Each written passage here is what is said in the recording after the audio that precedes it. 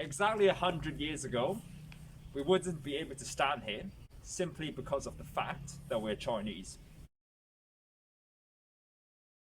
So guys, today we're on the Peak, and we're just going to visit several colonial monuments and basically just have a casual chat about Hong Kong's colonial past. We've covered this in one of our earlier videos.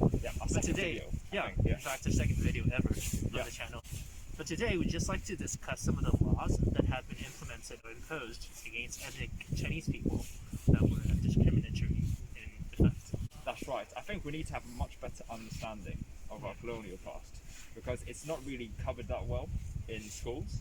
So we need to learn both the positive and also negatives of our past to be able to truly know what Hong Kong is and was.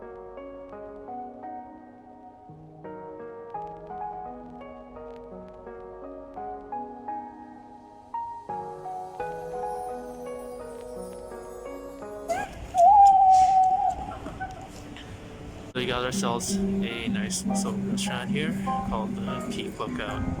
So, in the Peak Tower, you can find the Sky Terrace. Nice view, but it's super windy today. I think it's what, 7 degrees? Probably like 65. Hi everybody, my name is Stefano. Yeah, I'm here again to do this vlog with Keybros, and I'm very honored to do that. Hi my friend, my name is Fabrizio, and I am here today because we have a special episode. So here is a monument, guys, of the different provinces and cities of China, and I think this was done after the handover of Hong Kong, which signifies our return back to China. Guys, we've arrived here at the Peak Garden at the very top with some lions. We checked out from the 1970s, right? Colonial stuff. So yeah, Fabrizio, I'd like to ask some questions. What do you think about how we should approach colonial education?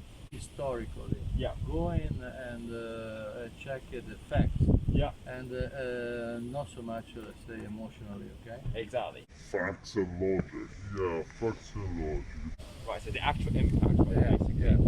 Right, so looking forward now, because obviously we are part of China. How do you think we can reconcile with our colonial past? Colonial the colony is a past. Basically, it's something that belongs to the history, okay?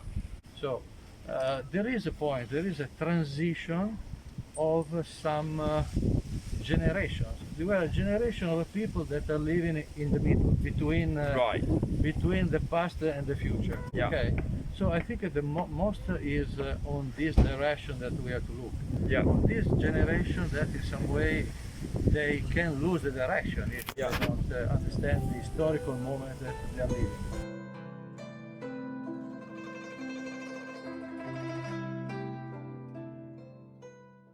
Given that you have lived here since the colonial period, what was your response when you knew that Chinese people back then couldn't even come up to the Peak, let alone live here? Actually it was, let's say, a little bit of disappointment to know in details about this law, because really all the area that we see here, up to the level of 470 feet, basically was not allowed for transit, living, staying for people that are Chinese.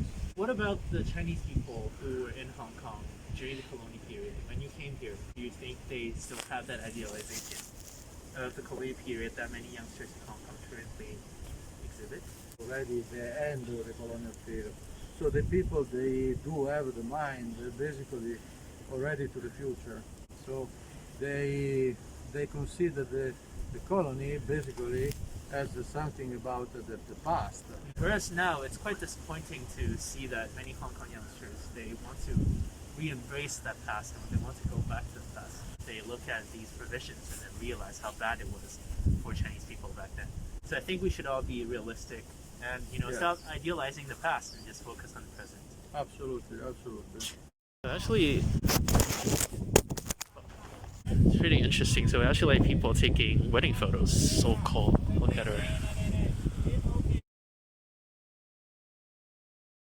I'll now discuss some of the laws we have, which is the Peak District Reservation Ordinance of 1904. It shall not be lawful, save in accordance with the provisions of this ordinance, for any owner, lessee, tenant, or occupier of any land building in the Peak District, to let such land building belong. And also paragraph 4, it shall be lawful for the governor in council to exempt any Chinese from.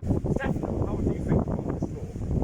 I think this law is really, I would say, awful. Yeah. I need to say, and also I don't really understand why still some people in Hong Kong are, you know, how to say, they are very nostalgic about the colonial period, but probably some of them are also very ignorant. Yeah. I mean, they don't know like what happened before, or Yeah. they are ignoring certain things. Probably they are not even aware about this law. Maybe also in school. Yeah. Maybe they don't, the teachers, I don't Yeah. know, the curriculum they follow, they don't talk about these things. Yeah. They're more open-minded, and also they will track really in details what colonialism was.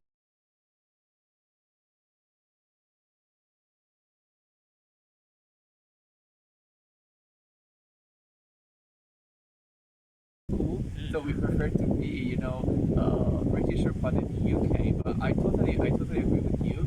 It's just because they have received the wrong information. I think it's human nature to want to identify with a culture that you think is superior, Yeah, of right. good quality, and I think because of this medium, many people feel like the UK or British culture is somehow high class. Yeah. But I think, you know, having lived in the UK as Keybros have done in the past, I think we realize that that's not the case, because the UK is just like just like mainland China. You have good people, you have bad people. Right. It's pretty important to be proud of your heritage, proud of who you are. And I think Hong Kong people cannot deny the fact that they are Chinese. Keybros are also nostalgic, but we are nostalgic about China's past, about that high culture, that, you know, having that sense of belonging towards, you know, Chinese culture, Chinese history. So education of Hong Kong should like follow another direction, especially because you were talking about like, the Chinese history, the Chinese heritage, which is like very important, very rich of things, and yeah. So I also agree with you. Exactly 100 years ago, we wouldn't be able to stand here simply because of the fact that we're Chinese. Exactly. So this is the entrance to the former summer residence of the colonial governor. It Yep. has, as you can see, it has been demolished, but the gatehouse is still standing right here. That's right, with a wonderful garden. And this building is the only structure left of the colonial period here on the very top of Victoria Peak. So we're at this restaurant called Rajasthan Rifles, which is actually mimicked on the colonial period. So Fabrizio, what do you think about it? We're having high tea now. That's what the aristocrats used to do. You see, now we are the same as aristocrats. So in any case, cheers to you. Yes, cheers, and especially it's very, very hot for us. It's important because making the movie today was inconvenient because it was very, very cold. yeah, it's very cold, very windy. I mean, thank you so much as well. I'll show you the cup Yes. of the tea. Yeah, this place, I was saying that it really like matches today's video because it's an example of like colonialism. Yeah, and now as Fabrizio was mentioning, that we need to drink like some hot tea, not because we are aristocrats, but just because we are cold. Because it was quite cold today, and yeah. Yeah, it's. I think this is an Indian restaurant because probably back in the colonial days there are many like police officers, like personnel from India who worked in colonial Hong Kong. So it's mimicked on that. Or you can, what did they write? Or you eat free on Queen's birthday. Exactly. Yeah. Exactly. Very, very colonial. In colonialism, to see what should be, Yes. what is writing on the column. You know. That's right. Okay guys, so this is basically the end of our journey today to the peak, and I think we've learned a lot because we are not only just looking at the legislative provisions, but also having a look at these monuments, having a look at these, you know, structures, and understanding how traumatic it must have been for Chinese people. For example, Chinese people who were living, you know, on the foot of this hill and then looking up and seeing, you know, all these beautiful structures and the beautiful scenery, but not being able to access that. So I think we should really feel, you know, privileged and, you know, lucky to be able to live in a Chinese Hong Kong where we can go anywhere, we can live anywhere, do whatever we want. And I think people need to learn to treasure that. this law was eventually abolished or repealed in like 1940 or something like that. But still, for like 30 odd years, this law was in place. It was discriminatory against Chinese people, and it's kind of equivalent to like apartheid, isn't it? Like in South Africa, maybe like some laws in the southern states in the US. So we should also recognize this part of our history as well, and have a holistic understanding of our colonial past. Okay guys, so this marks the end of our episode today, and hope you guys like the video, and please subscribe to Keybros by pressing the red button below. Alright, thank you very much. See you in the next one. Bye. Bye.